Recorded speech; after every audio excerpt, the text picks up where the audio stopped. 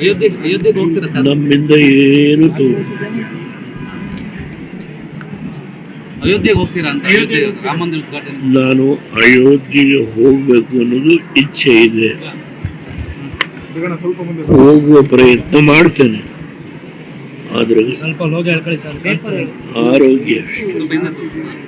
ಹೋಗುವ ಪ್ರಯತ್ನ ನಿಜವಾಗೂ ಮಾಡ್ತೇನೆ. ಬನ್ನಿ ಈ ಒಂದು ಜಾತ್ರೆ ಚಿಕ್ಕಮ್ಮನವ್ರದ್ದು. ಆಮೇಲೆ ಪ್ರತಿ ವರ್ಷ ತಾಯಿಯ ವರ್ಧಂತು ಮಹೋತ್ಸವ ಆನಂದವಾಗಿ ನಡೀಲಿ ಅಂತ ಹೇಳಿ ನಾನು ಪ್ರಾರ್ಥನೆ ಮಾಡ್ತೇನೆ. ನೀವೆಲ್ಲರೂ ಸಹಕರಿಸಿದ್ರೆ ನಿಮ್ಮೆಲ್ಲರಿಗೂ ಧನ್ಯವಾದ. ತುಮಕೂರಿನಿಂದ ತಾವು ಸ್ಪರ್ಧೆ ಮಾಡಬೇಕೆನ್ನುವಂತ ಇಂಗಿತ ಇದೆ ಸರ್ ತಮ್ಮ ಅಭಿಮಾನಿಗಳಿಂದ.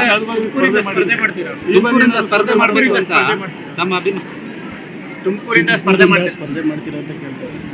ಆ ವಿಷಯ ಇವತ್ತು ಈಗ ಚರ್ಚೆ ಮಾಡುವ. ನಾವು ಬಂದಿರೋದು ತಾಯಿಯ ಪೂಜೆ. ದಯಮಾಡಿ ರಾಜಕೀಯ ಚರ್ಚೆ ಯಾರ ಹೆಸರು ಹೇಳಬೇಡಿ.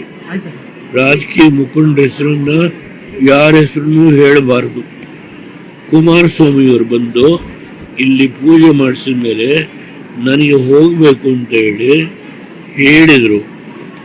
ಆದರೆ ಬುಧವಾರ ದಿನ ಸ್ವಾಮಿಗಳು ವಿಶೇಷವಾಗಿ ಬಂದು ಕಳೆದ ಬುಧವಾರ ತಾಯಿಯ ಅತ್ಯಂತ ಸುಂದರವಾದ ಫೋಟೋವನ್ನು ಕೊಟ್ಟು ನೀನು ಮನೆಯಲ್ಲಿ ಇಟ್ಕೋಬೇಕು ಅಂತ ಹೇಳಿ ವಿದ್ಯಾ ಚೌಡೇಶ್ವರದು ನನಗೆ ಆದೇಶ ಮಾಡಿದರು.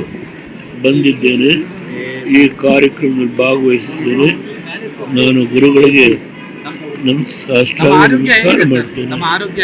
ನೀವೆಲ್ಲರೂ ಇವತ್ತಿಯನ್ನು ಸಹಕರಿಸಿದ್ರಿ, ನಿಮ್ಮೆಲ್ಲರಿಗೂ ಧನ್ಯವಾದ.